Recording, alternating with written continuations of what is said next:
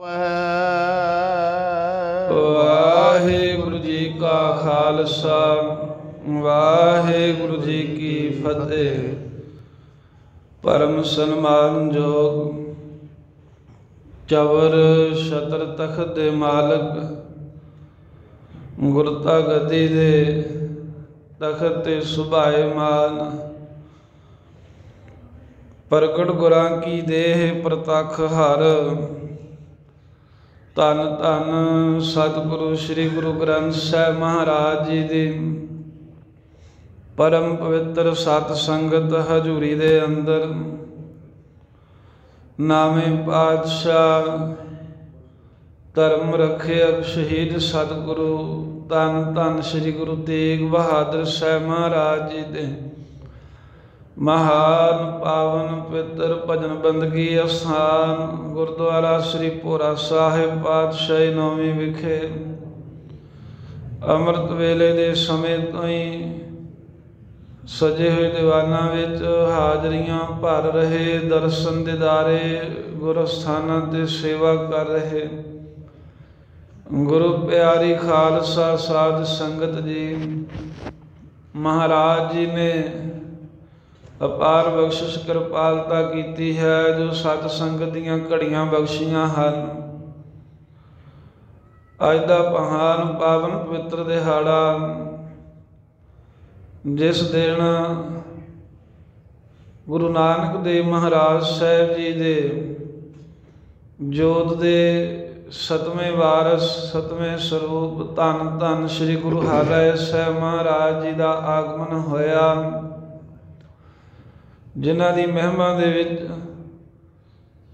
नंद लाल जी ने कहा है हक परवर हक केश गुरु करता हर राय सुल्तान हम दरवेश गुरु करता हर राय।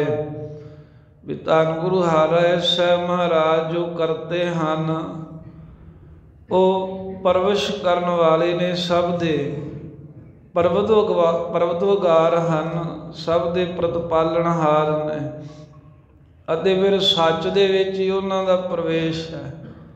सच दा ही रूप हैं सुल्तान भी ने ते दरवेश भी ने। जिवें आपां गुरु कलगीधर महाराज की महिमा च भजन पढ़ते हैं ना भी बादशाह दरवेश उही अर्थ इत्थे है। सुल्तान हम दरवेश कहते भी सुल्तान पातशाह भी हैं गुरु हरराय साहिब जी ते दरवेश महा वड्डे तो वड्डे फकीर भी हैं गुरु हरराय साहिब। पातशाह दे वांग 2200 शस्त्र धारी घोड़सवार हर वेले गुरु हरराय साहिब दे नाल रहिंदे। ते दरवेश पुणे दी हद भी गुरु गरीब नवाज सच्चे पातशाह दे कोलों दे फुੱਲ भी टुटदा है तां भी बैठ के ते अखां चों पानी आ गया।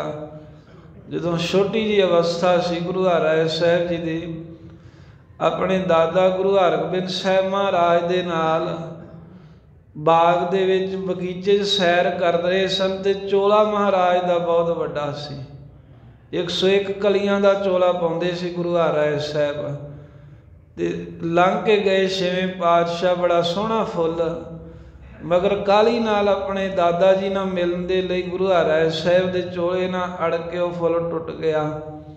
उन्होंने वेख के वैराग करन लग पे। गुरु हरगोबिंद साहिब महाराज आ गए कहते की होया कहते भी ये फुੱਲ महाराज साडे कोलों टुट गया है इस करके वैराग आया। धन गुरु हरगोबिंद साहिब जी कहन लगे पुत्र जी वड्डे वड्डे जे चोले पाउणे हन जे चोले पाउण दा शौक होवे तां फिर इन्हां नूं संभाल के भी चलना चाहिदा है। भाव ये जणाया सी भी जिन्हां वड्डियां जिम्मेवारियां चुकणियां ने उन्हां नूं बड़े संकोच के चलना पवेगा।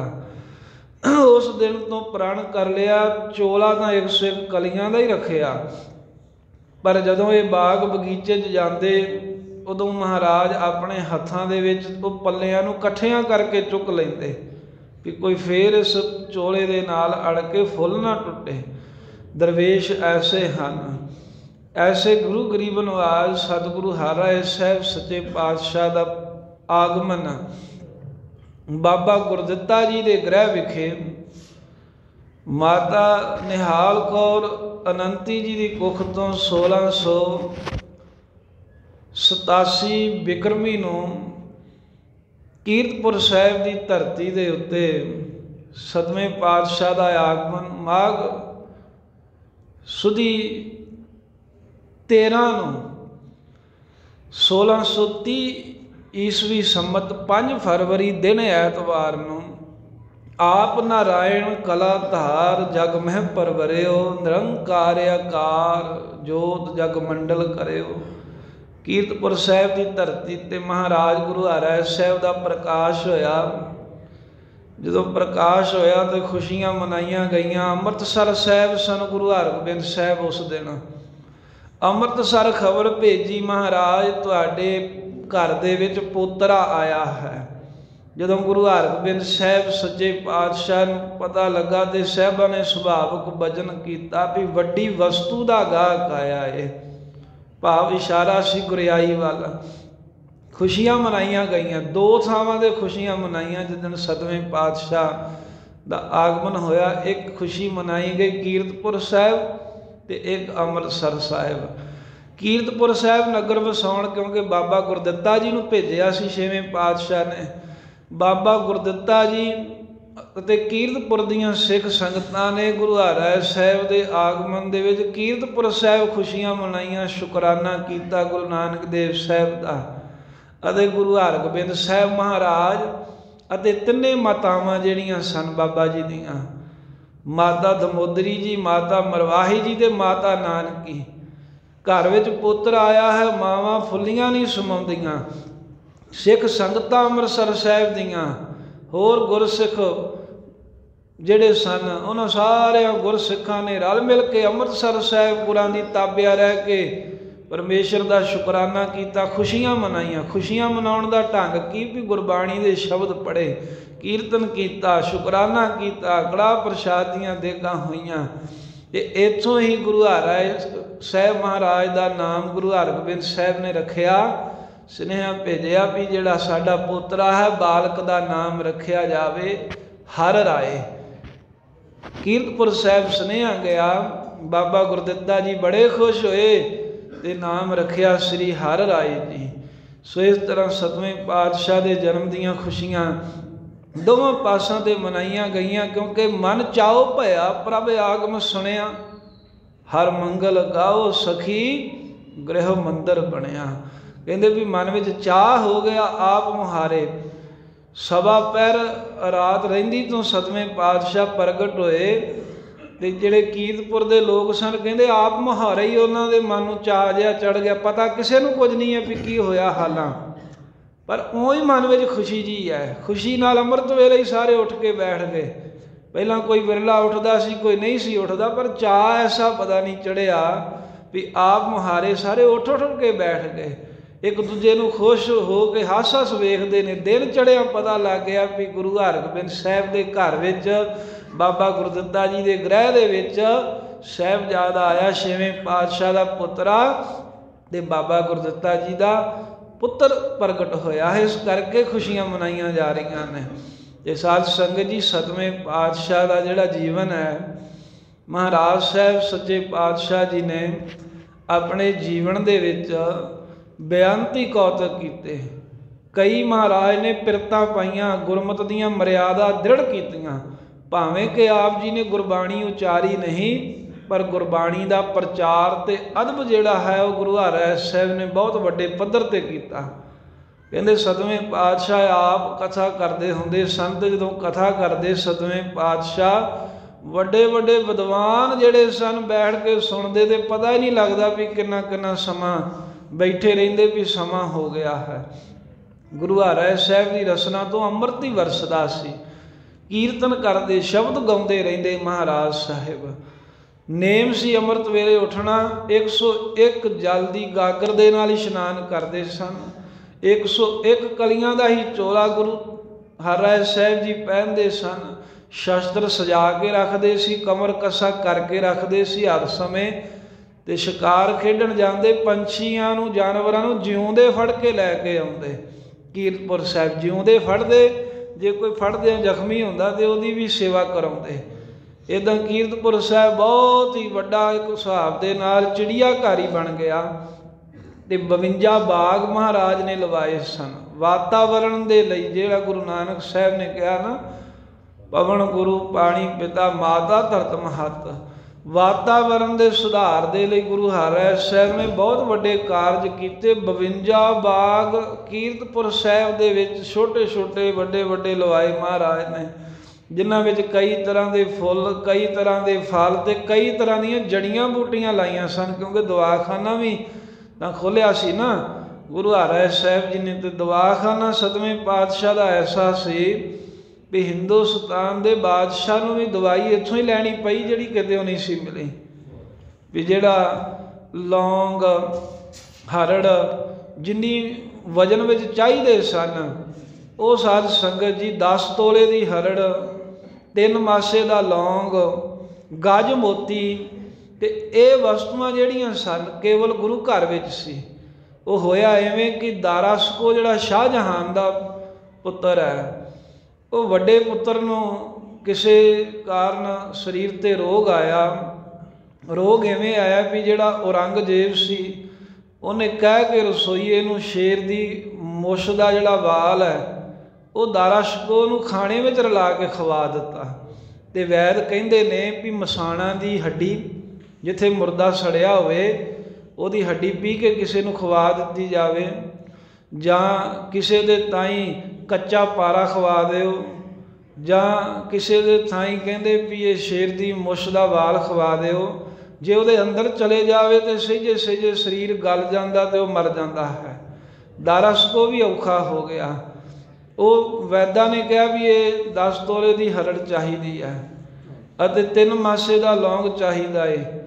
ਉਹਦੇ ਨਾਲ ਕੀ ਹੋਏਗਾ ਵੀ ਹੱਥ ਵਿੱਚ ਪਕੜ ਕੇ ਉਹ ਦਵਾਈ ਦੇ ਵਿੱਚ ਇੰਨੀ ਤਾਕਤ ਹੈ ਵੀ ਉਹਨੂੰ ਹੱਥ ਵਿੱਚ ਲੈ ਕੇ ਮੁੱਠੀ ਬੰਦ ਕਰਨੀ ਹੈ। ਉਹਦੇ ਨਾਲ ਹੀ ਜਿਹੜਾ ਹੱਥ ਵਿੱਚ ਲੈ ਕੇ ਮੁੱਠ ਬੰਦ ਕਰੇ ਉਹਨੂੰ ਦਸਤ ਲੱਗ ਜਾਂਦੇ ਨੇ। ਦਸਤ ਲੱਗਣ ਨਾਲ ਪੇਟ ਸਾਫ਼ ਹੋ ਜਾਂਦਾ, ਜਿਹੜਾ ਵਾਲ ਅੰਦਰ ਸੀ ਉਹ ਸਾਰਾ ਕੁਝ ਬਾਹਰ ਨਿਕਲ ਜਾਏਗਾ। ਸੋ ਇਸ ਕਰਕੇ ਸਾਰੇ ਵਲੈਤਾਂ 'ਚ ਵੀ ਖੋਜ ਕੀਤੀ, ਕਿਤੇ ਉਹ ਨਾ ਲੱਭਾ। ਫਿਰ ਖਬਰ ਮਿਲੀ ਵੀ ਗੁਰੂ ਹਰਿਰਾਏ ਸਾਹਿਬ ਦੇ ਦਵਾਖਾਨੇ 'ਚ ਹੈ। ਉਹਨੇ ਸੋਚਿਆ ਵੀ ਸਾਡੀ ਉਹਨਾਂ ਨਾਲ ਲੜਾਈ ਹੁੰਦੀ ਰਹੀ ਹੈ, ਕੀ ਪਤਾ ਦੇਣ ਕਿ ਨਾ ਦੇਣ। ਤੇ ਇਹ ਵੀ ਗੱਲ ਠੀਕ ਵੀ ਗੁਰੂ ਹਰਿਰਾਏ ਸਾਹਿਬ ਜੀ ਦਿੱਲੀ ਦਰਬਾਰ ਨਾਲ ਕੋਈ ਸਾਂਝ ਨਹੀਂ ਸੀ ਰੱਖਦੇ, ਨਾ ਹੀ ਉਹਨਾਂ ਦੇ ਨਾਲ ਮਿਲ ਕੇ ਚੱਲਦੇ ਸਨ। ਪਰ ਜਦੋਂ ਆ ਕੇ ਬੇਨਤੀ ਕੀਤੀ, ਇਹ ਗੱਲ ਠੀਕ ਹੈ ਵੀ ਝੁਕਦੇ ਨਹੀਂ ਸਨ, ਪਰ ਅੰਦਰ ਦਵੈਸ਼ ਨਹੀਂ ਸੀ। ਜੇ ਦੁਸ਼ਮਣ ਦਾ ਪੁੱਤਰ, ਦੁਸ਼ਮਣ ਹੀ ਸੀ ਸ਼ਾਹਜਹਾਨ, 4 ਵਾਰਾਂ ਫੌਜ ਭੇਜੀ ਗੁਰੂ ਹਰਗੋਬਿੰਦ ਸਾਹਿਬ 'ਤੇ, पर वो पुत्र नूं दवाई की लोड़ पई तो महाराज ने उस वेले ही कह के अपने खजाने दे विचों एक कीमती वस्तुआं जिहड़ियां दारा सको दे इलाज वाले वास्ते तुरंत दे दित्तियां। ते महाराज दे दवाखाने हर गरीब गुरबे का फ्री इलाज किया जाता। गुरु हरिराय साहिब ने लंगरां की भी मर्यादा कायम की। एक वेले मालवे दे विच काल पै गया। काल पिया पंजाब 'च ही पिया सी, खास करके मालवे 'च ज़्यादा असर होया। तो गुरां ने हुक्म कर दिता भी जिहड़े साडे सिख ने वो हर एक सिख का घर ही कहंदे भी लंगर होना चाहिए है, घर घर कहंदे लंगर चला दिओ। फिर नाल ये भी हुक्म किया लंगर की मर्यादा दसदिआं, कहंदे भी ये ना होवे भी एक वक्त रख लो भी इस समय 'च जिहड़ा आवे असीं उसे नूं प्रशादा छकाउणा।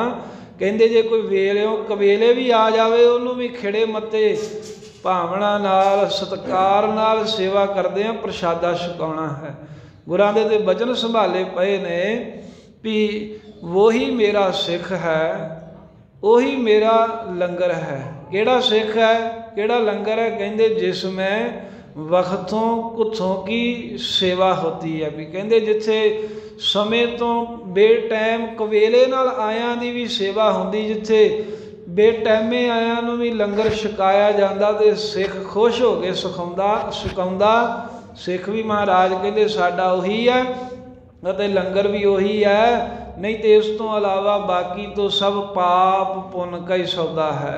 भी बाकी जिहड़ा आखना ना भी इसे समय 'च आवेगा तो रोटी देंगे, नहीं तो नहीं देवांगे, कहते ना पाप पुन का सौदा है।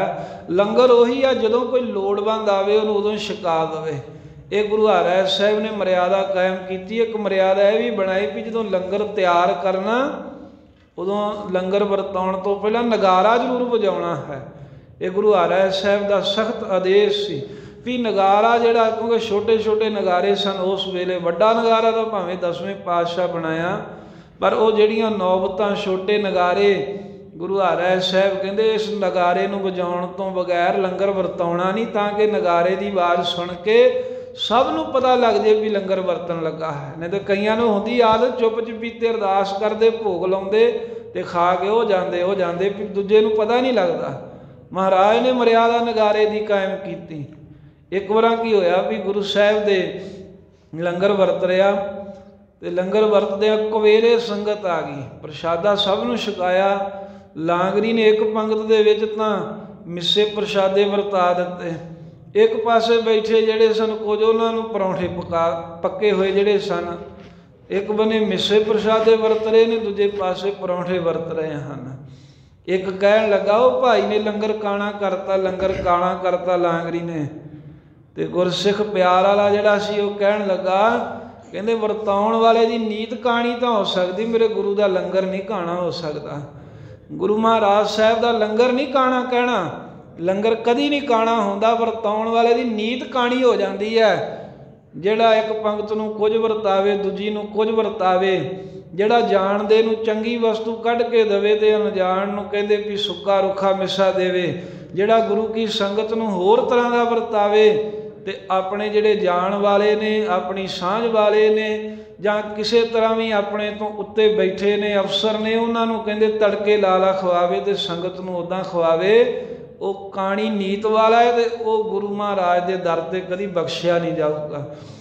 ਗੁਰੂ ਮਹਾਰਾਜ ਦੇ ਲੰਗਰ 'ਚ ਵਿਤਕਰੇ ਦਾ ਤੇ ਨਾਮ ਹੀ ਨਹੀਂ। ਸਤਿਗੁਰੂ ਸਾਹਿਬ ਦੇ ਵੇਲੇ ਜਿਹੜਾ ਲੰਗਰ ਬਣਦਾ ਸੀ ਨਾ, ਜਿਹੜਾ ਲੰਗਰ ਸੰਗਤ ਛਕਦੀ ਸੀ, ਮਹਾਰਾਜ ਉਸੇ ਨੂੰ ਪਹਿਲਾਂ ਭੋਗ ਲਾਉਂਦੇ ਸਨ। ਜਿਹਨੂੰ ਮਹਾਰਾਜ ਨੇ ਭੋਗ ਲਾਇਆ ਉਹੀ ਸੰਗਤ ਛਕਦੀ ਸੀ। ਜਿਹੜੇ ਲੰਗਰ ਨੂੰ ਗੁਰੂ ਸਾਹਿਬ ਭੋਗ ਲਾ ਸਕਦੇ ਆ, ਸੰਗਤ ਛਕ ਸਕਦੀ ਹੈ। ਕੁਝ ਲੋਕ ਇਹੋ ਜਿਹੇ ਹੁੰਦੇ, ਉਹਨਾਂ ਨੂੰ ਉਹ ਲੰਘਦਾ ਹੀ ਨਹੀਂ ਹੈ। ਸੋ ਇਸ ਕਰਕੇ ਲੰਗਰ ਦੀ ਮਰਿਆਦਾ ਹੈ ਵੀ ਲੰਗਰ ਵਿੱਚ ਕਾਣੋ ਨਹੀਂ ਰੱਖਣੀ। ਇਹ ਗੁਰੂ ਹਰਿਰਾਏ ਸਾਹਿਬ ਨੇ ਮਰਿਆਦਾ ਪ੍ਰਗਟ ਕੀਤੀ। 7ਵੇਂ ਪਾਤਸ਼ਾਹ ਨੇ ਅਨੇਕਾਂ ਕੌਤਕ ਕੀਤੇ, ਪਰ ਗੁਰਬਾਣੀ ਦੇ ਅਦਬ ਦੇ ਵਿੱਚ ਤਾਂ ਸਾਹਿਬਾਂ ਨੇ ਸਾਧ ਸੰਗਤ ਹੱਦ ਕਰਕੇ ਵਿਖਾ ਦਿੱਤੀ। ਜਦੋਂ ਗੁਰਬਾਣੀ ਦੇ ਸਤਿਕਾਰ ਨੂੰ ਕਾਇਮ ਰੱਖਣ ਲਈ ਮਹਾਰਾਜ ਨੇ ਆਪਣੇ ਵੱਡੇ ਪੁੱਤਰ ਨੂੰ ਹੀ ਘਰ ਚੋਂ ਕੱਢ ਦਿੱਤਾ। ਰਾਮ ਰਾਏ ਨੇ ਜਦੋਂ ਔਰੰਗਜ਼ੇਬ ਦੀ ਸਭਾ ਦੇ ਵਿੱਚ ਮਿੱਟੀ ਮੁਸਲਮਾਨ ਕੀ ਤੁਕ ਦੇ ਅਰਥ ਕਰਨ ਲੱਗਿਆ ਕਹਿ ਦਿੱਤਾ ਵੀ ਇੱਥੇ ਮਿੱਟੀ ਬੇਈਮਾਨ ਕੀ ਸੀ, ਇਹ ਗਲਤੀ ਨਾਲ ਲਿਖਿਆ ਗਿਆ। ਸਾਹਿਬਾਂ ਨੂੰ ਪਤਾ ਲੱਗਾ। ਸਤਿਗੁਰੂ ਕਹਿੰਦੇ ਜਿਹੜਾ ਗੁਰੂ ਨਾਨਕ ਸਾਹਿਬ ਦਾ ਨਹੀਂ ਹੋਇਆ ਉਹ ਸਾਡਾ ਕੁਝ ਨਹੀਂ ਲੱਗਦਾ। ਉਹਨੇ ਸਾਡੇ ਗੁਰੂ ਨਾਨਕ ਸਾਹਿਬ ਦੀ ਬਾਣੀ ਤੇ ਉਂਗਲ ਰੱਖੀ ਹੈ। ਰਾਮ ਰਾਏ ਨੂੰ ਕਹਿ ਦਿਓ ਸਾਡੇ ਮੱਥੇ ਨਾ ਲੱਗੇ, ਕੀਰਤਪੁਰ ਨਾ ਵੜੇ, ਜਿੱਧਰ ਨੂੰ ਮੂੰਹ ਹੈ ਉੱਧਰ ਨੂੰ ਚਲਿਆ ਜਾਵੇ, ਅੱਜ ਤੋਂ ਸਾਡਾ ਲੱਗਦਾ ਕੁਝ ਨਹੀਂ ਹੈ। ਸਤਿਗੁਰੂ ਹਰਿਰਾਏ ਸਾਹਿਬ ਜੀ ਨੇ ਆਪਣੇ ਵੱਡੇ ਪੁੱਤਰ ਨੂੰ, ਜਿਹਦੇ ਨਾਲ ਪਿਆਰ ਵੀ ਬਹੁਤ ਸੀ, ਇਹ ਨਹੀਂ ਸੀ ਪਿਆਰ ਨਹੀਂ ਸੀ ਉਹਦੇ ਨਾਲ, ਪਿਆਰ ਤਾਂ ਬਹੁਤ, ਪਰ ਗੁਰਬਾਣੀ ਦੇ ਅਦਬ ਨੂੰ ਉੱਪਰ ਰੱਖਦਿਆਂ ਮਹਾਰਾਜ ਸਾਹਿਬ ਜੀ ਨੇ ਰਾਮ ਰਾਏ ਨੂੰ ਘਰ ਦੇ ਵਿੱਚੋਂ ਛੇਕ ਦਿੱਤਾ। ਤੇ ਇੱਕ ਵਾਰ ਕੀਰਤਪੁਰ ਸਾਹਿਬ ਇਹ ਵੀ ਘਟਨਾ ਹੋਈ ਵੀ ਸਤਿਗੁਰੂ ਪਲੰਘੇ ਤੇ ਬਿਰਾਜਮਾਨ ਸਨ, ਲਾਗੇ ਕੁਝ ਸਿੱਖ ਬੈਠੇ ਸੀ। ਉਧਰੋਂ ਕੋਈ ਗੁਰੂ ਕੇ ਪ੍ਰੇਮੀ ਸਿੱਖ ਜੋਟੀ ਦੇ ਵਿੱਚ 2 ਜਾਣੇ ਸ਼ਬਦ ਪੜ੍ਹਦੇ ਆ ਰਹੇ ਸਨ, ਜਿਵੇਂ ਸ਼ਬਦ ਚੌਂਕੀ ਨਿਕਲਦੀ ਇੱਦਾਂ ਉੱਚੀ ਉੱਚੀ ਗਾਉਂਦੇ ਆ ਰਹੇ। ਮਹਾਰਾਜ ਦੇ ਕੰਨੀ ਆਵਾਜ਼ ਪਈ ਤਾਂ ਇੱਕਦਮ ਸਤਿਗੁਰੂ ਪਲੰਘੇ ਤੋਂ ਉੱਠ ਗਏ। ਪਲੰਘੇ ਤੋਂ ਬੜੀ ਤੇਜ਼ੀ ਨਾਲ ਜਦੋਂ ਉੱਠਣ ਲੱਗੇ ਤੇ ਪਾਵੇ ਨਾਲ ਮਹਾਰਾਜ ਦਾ ਗੋਡਾ ਵੱਜ ਗਿਆ, ਚੋਟ ਲੱਗੀ, ਸੱਟ ਲੱਗੀ। ਨੇੜੇ ਬੈਠੇ ਸਿੱਖ ਕਹਿੰਦੇ ਮਹਾਰਾਜ ਕਾਹਲੀ ਕਾਹਤੋਂ ਕਰਨੀ ਸੀ? ਸਾਹਿਬ ਕਹਿੰਦੇ ਵੀ ਉਹ ਸ਼ਬਦ ਪੜ੍ਹਦੇ ਆ ਰਹੇ ਸਨ। ਤਾਂ ਕਹਿੰਦੇ ਮਹਾਰਾਜ ਬਾਣੀ ਤਾਂ ਤੁਹਾਡੀ ਹੋਈ ਹੈ, ਤੁਹਾਡੀ ਹੀ ਜੋਤ ਹੈ, ਪਹਿਲੇ ਪਾਤਸ਼ਾਹ ਉਹਨਾਂ ਦੀ ਬਾਣੀ ਸੀ, ਤੁਹਾਨੂੰ ਕਾਹਲੀ ਕਰਨ ਦੀ ਕੀ ਲੋੜ ਸੀ? ਬਾਣੀ ਤਾਂ ਤੁਹਾਡੀ ਸੀ। ਗੁਰੂ ਹਰਿਰਾਏ ਸਾਹਿਬ ਕਹਿੰਦੇ ਗੁਰਸਿੱਖੋ ਜੇ ਅਸੀਂ ਗੁਰੂ ਨਾਨਕ ਸਾਹਿਬ ਦੀ ਬਾਣੀ ਦਾ ਅਦਬ ਨਹੀਂ ਕਰਾਂਗੇ ਫਿਰ ਤੁਸੀਂ ਕਿਵੇਂ ਕਰੋਗੇ? ਬਾਕੀ ਇਹ ਬਾਣੀ ਸਾਡੀ ਨਹੀਂ, ਧੁਰ ਕੀ ਬਾਣੀ ਆਈ, ਵਾਹੋ ਵਾਹੋ ਬਾਣੀ ਨਿਰੰਕਾਰ ਹੈ। ਬਾਣੀ ਗੁਰੂ ਹੈ ਬਾਣੀ, ਇਹ ਗੁਰੂ ਨਾਨਕ ਸਾਹਿਬ ਦਾ ਰੂਪ ਧੁਰੋਂ ਆਈ ਬਾਣੀ ਹੈ ਤੇ ਇਹਦਾ ਅਦਬ ਰੱਖਣਾ ਹੈ। ਤੇ ਨਾਲ ਗੁਰਾਂ ਨੇ ਇਹ ਵੀ ਕਹਿ ਦਿੱਤਾ ਸੀ ਜਿਹੜਾ ਗੁਰਬਾਣੀ ਦਾ ਅਦਬ ਕਰੂਗਾ ਨਾ ਉਹਨੂੰ ਸਾਰੇ ਹੀ ਆਨੰਦ ਮਿਲ ਜਾਣਗੇ, ਉਹ ਮੁਕਤ ਹੋਊਗਾ। ਜਿਹੜਾ ਗੁਰਬਾਣੀ ਦਾ ਨਰਾਦਰ ਕਰੂਗਾ ਉਹ ਦੁਖੀ ਵੀ ਹੋਊਗਾ ਤੇ ਸਾਡਾ ਸਿੱਖ ਵੀ ਨਹੀਂ ਹੈ। ਬਚਨ ਇਹ ਹੋਇਆ ਸੀ ਜਿਨ ਭੈ ਬਾਣੀ ਅਦਬ ਨ ਧਾਰਾ, ਜਨ ਸੋ ਸਿੱਖ ਨਹੀਂ ਹਮਾਰਾ। ਮਹਾਰਾਜ ਕਹਿੰਦੇ ਜਿਨ੍ਹਾਂ ਗੁਰਬਾਣੀ ਦਾ ਅਦਬ ਸਤਿਕਾਰ ਨਹੀਂ ਨਾ ਕੀਤਾ ये समझ लो भी वो साडा कुछ नहीं लगता, वो नहीं साडा सिख, ना असी उहदे गुरु है, ना उहदी बाह फड़ांगे। पर नाल ही महाराज ने बचन ये भी कहा सी, जो सिख गुरबाणी भै करे बिन प्रयास भव सागर तरे। ਜਿਹੜਾ सिख गुरबाणी का अदब करेगा, भै करेगा, वो बिना प्रयास तो संसार तो तर जाऊगा। वेखो गुरबाणी पढ़नी कमाउणी ये तो जरूरी है, केवल अदब करन नाल ही महाराज कहते इहनूं उतार दांगे जे कोई अदब करूगा ते जे कोई बेअदबी करूगा, नरादरी करूगा, ਉਹਦਾ बेड़ा डूबूगा, वो साडा लगदा कुछ नहीं, ते सत्कार करन वाले नूं असीं जहान तो तार देंगे। इस करके सानूं ये भी यतन चाहिदा, गुरु हरराय साहिब दा प्रकाश दिहाड़ा मना रहे हाँ, चेता आ जाता है जिहड़े गुरु साहिब दे कोई कौतक होंदे ने तां गुरु साहिब दे दिन मनाउंदे आ, चेता यही आउंदा भी गुरु उत्ते खुश है जिहड़ा गुरबाणी दा सत्कार करे। ते आपां ये झाती मारनी भी असीं किते जाणे अणजाणे च गुरबाणी दी बेअदबी नहीं कर रहे।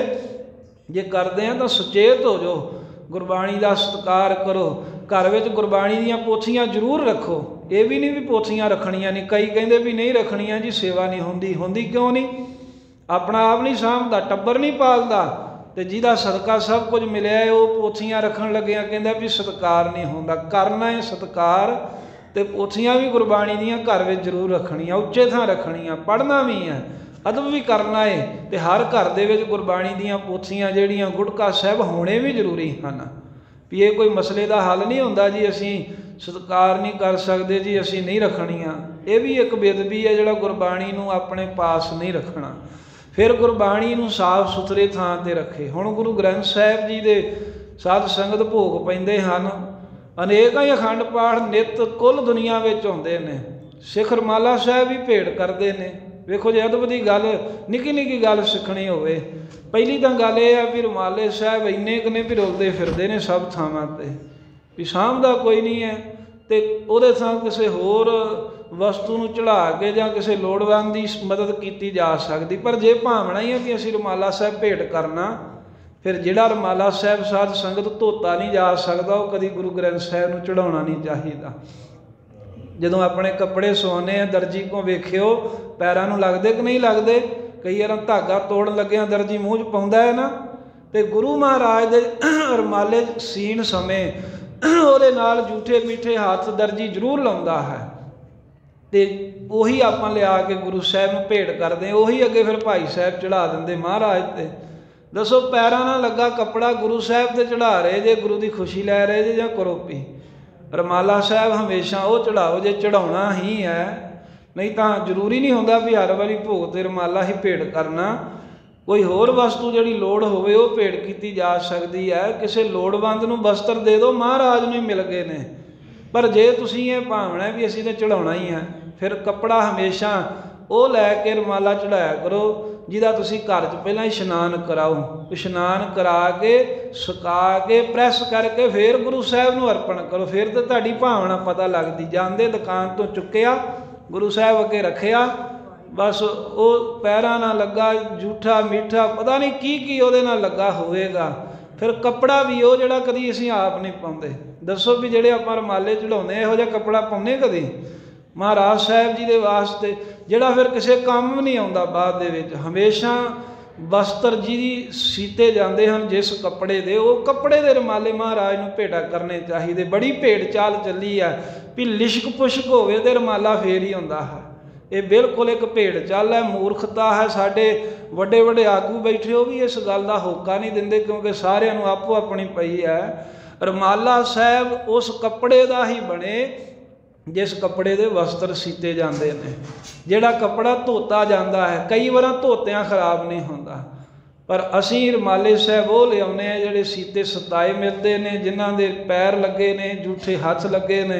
ये फिर बेअदबी कर रहे हैं। किवें तुहाडे महाराज पढ़दे ढक्कू अरदास दे आपां यही करदे ना, जो किसी के रमाले की करते हैं भी महाराज फलाने ने रमाला साहिब भेंट किया, अंगीकार करना तो पढ़दे ढकने, तो महाराज नूं तुसीं पैरां च रुलदियां चीज़ां पाओगे तो पढ़दे ढके जाणगे जां पढ़दे होर जार होणगे। ये हमेशा यतन करो।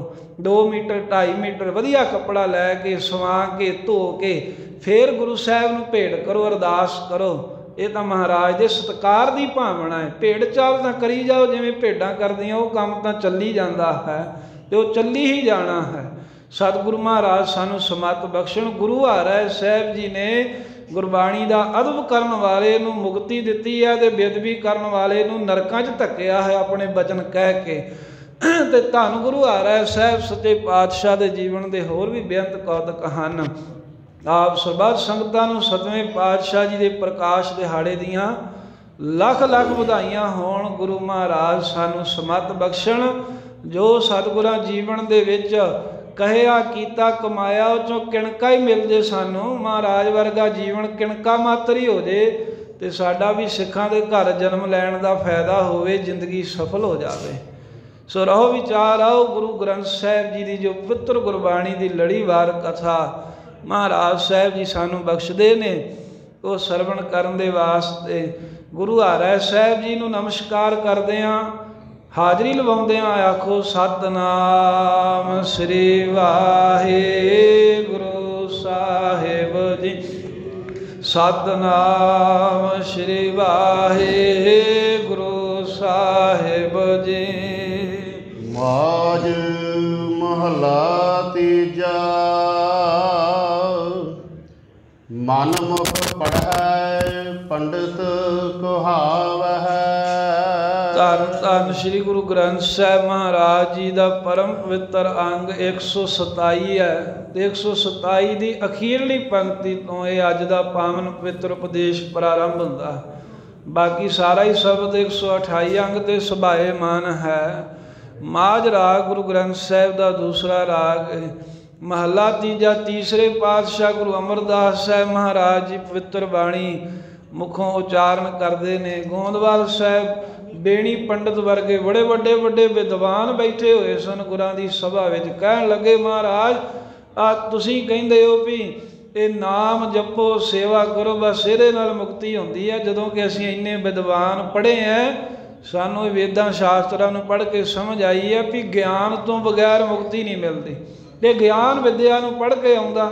ਪਰ ਤੁਸੀਂ ਸਿੱਖਾਂ ਨੂੰ ਜਿਹੜਾ ਹੈ ਉਹ ਜ਼ਿਆਦਾ ਨਾਮ ਜਪਣ 'ਤੇ ਹੀ ਜ਼ੋਰ ਦਿੰਦੇ ਹੋ। ਤਾਂ ਧੰਨ ਗੁਰੂ ਅਮਰਦਾਸ ਸਾਹਿਬ ਮਹਾਰਾਜ ਕਹਿੰਦੇ ਵੀ ਜਿਸ ਵਿਦਵਤਾ ਪੁਣੇ ਦਾ ਤੁਸੀਂ ਹੰਕਾਰ ਚੁੱਕੀ ਫਿਰਦੇ ਉਹਦੇ ਬਾਰੇ ਦੱਸਦੇ ਹਾਂ। ਮਨਮੁਖ ਦੂਜੇ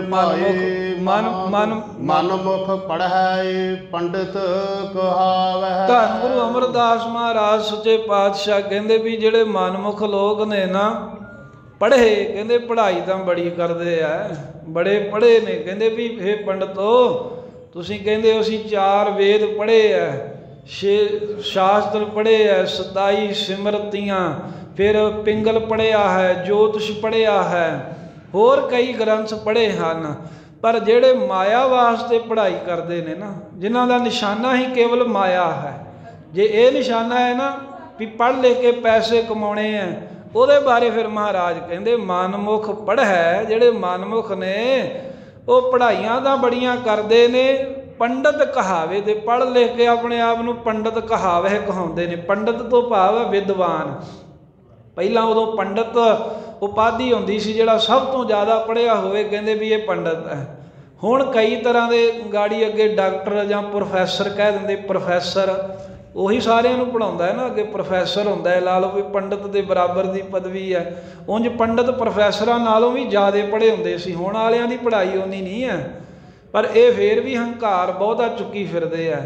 ਜਿਹੜੀ ਪੰਡਤ ਦੀ ਪੜ੍ਹਾਈ ਹੁੰਦੀ ਸੀ ਨਾ ਸਾਧ ਸੰਗਤ, ਉਹ 9-12 ਸਾਲ ਤੇ ਉਹਨਾਂ ਨੂੰ ਵਿਆਕਰਨ ਹੀ ਪੜ੍ਹਨਾ ਪੈਂਦਾ ਸੀ। ਇੱਕ ਨਿੱਕੀ ਜੀ ਕਿਤਾਬੀ ਜੀ ਵਿਆਕਰਨ ਦੀ ਪੜ੍ਹ ਕੇ ਕਹਿੰਦੇ ਵੀ ਸਾਡੇ ਵਰਗਾ ਵਿਦਵਾਨ ਕੋਈ ਨਹੀਂ।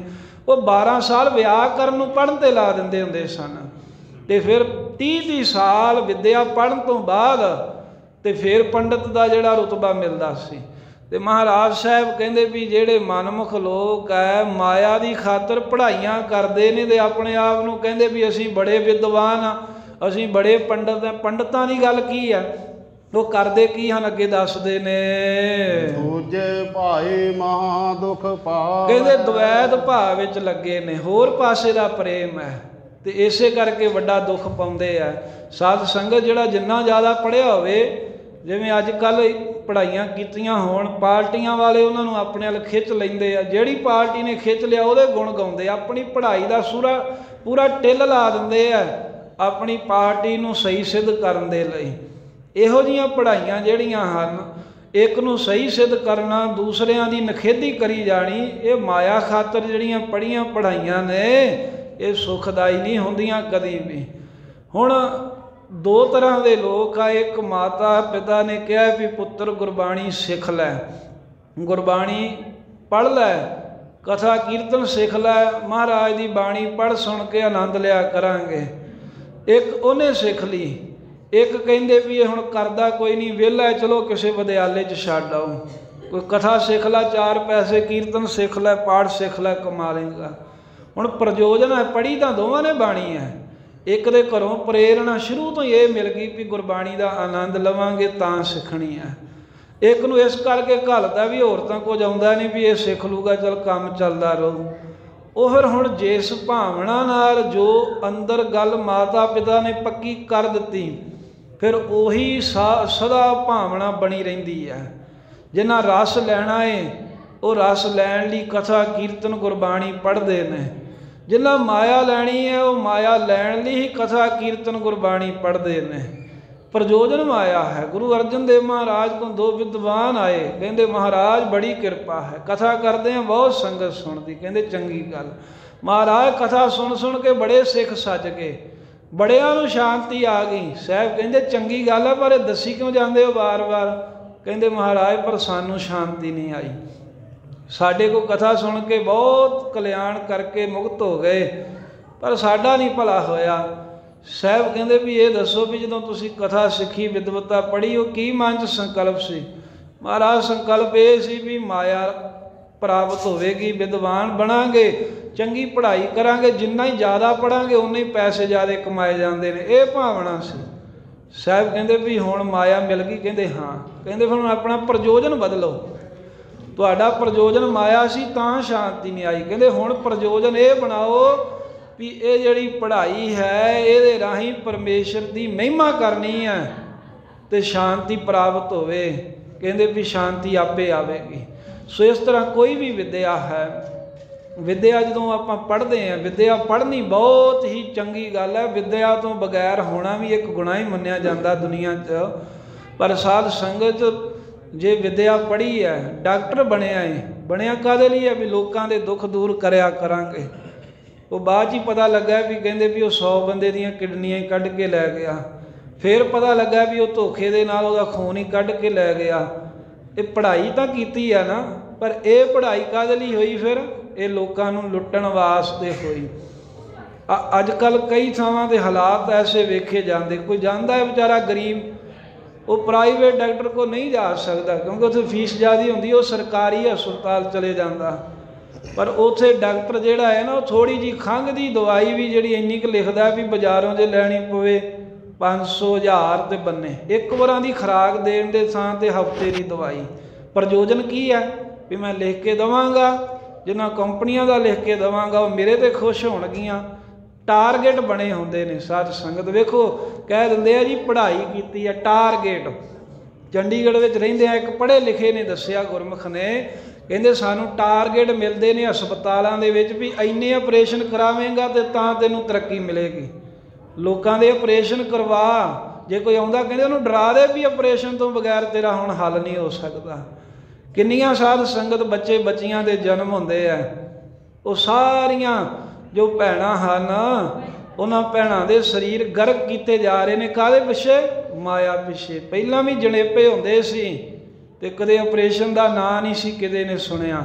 ਹੁਣ ਜਦੋਂ ਜਾਂਦੇ ਕਹਿੰਦੇ ਆਪਰੇਸ਼ਨ ਹੋਵੇਗਾ। ਕਾਹਦੇ ਲਈ? ਪੈਸੇ ਵਾਸਤੇ। ਹੈਗੀ ਤਾਂ ਪੜ੍ਹਾਈ ਹੈ ਨਾ। ਜੇ ਵਿਦਿਆ ਵੱਲ ਚੱਲਦੇ ਆ ਤਾਂ ਅੱਗੇ ਤੋਂ ਅੱਗੇ ਤੁਰੇ ਜਾਈਏ। ਡਾਕਟਰ, ਇੰਜੀਨੀਅਰ, ਵਕੀਲ, ਜੱਜ ਸਾਰੇ ਹੀ ਵਿੱਚ ਆ ਜਾਣਗੇ। ਜਿਹੜੇ ਲੋਕ ਕਹਿੰਦੇ ਨਾ ਵੀ ਬਸ ਪੜ੍ਹਨਾ ਲਿਖਣਾ ਹੀ ਬਹੁਤ ਹੈ, ਨਹੀਂ, ਇਹ ਵੇਖਣਾ ਵੀ ਪੜ੍ਹਿਆ ਲਿਖਿਆ ਕਾਹਦੇ ਵਾਸਤੇ ਹੈ। ਜ਼ਰੂਰੀ ਇਹ ਗੱਲ ਹੈ, ਪੜ੍ਹਨਾ ਲਿਖਣਾ ਵੱਡੀ ਗੱਲ ਨਹੀਂ ਹੈ, ਪਰ ਪੜ੍ਹਿਆ ਲਿਖਿਆ ਕਿਸ ਚੀਜ਼ ਵਾਸਤੇ, ਜ਼ਰੂਰੀ ਇਹ ਗੱਲ ਹੈ। ਜੇ ਪੜ੍ਹਿਆ ਕੇਵਲ ਵੀ ਮਾਇਆ ਇਕੱਠੀ ਕਰਨੀ, ਫਿਰ ਤੇ ਉਹ ਕਰੂਗਾ, ਝੂਠ ਬੋਲੇ, ਸੱਚ ਬੋਲੇ, ਉਹ ਜਿਵੇਂ ਵੀ ਠੱਗੀ ਮਾਰੇ, ਧੋਖਾ ਕਰੇ, ਉਹਨੇ ਤਾਂ ਪੈਸਾ ਕਮਾਉਣਾ ਹੈ।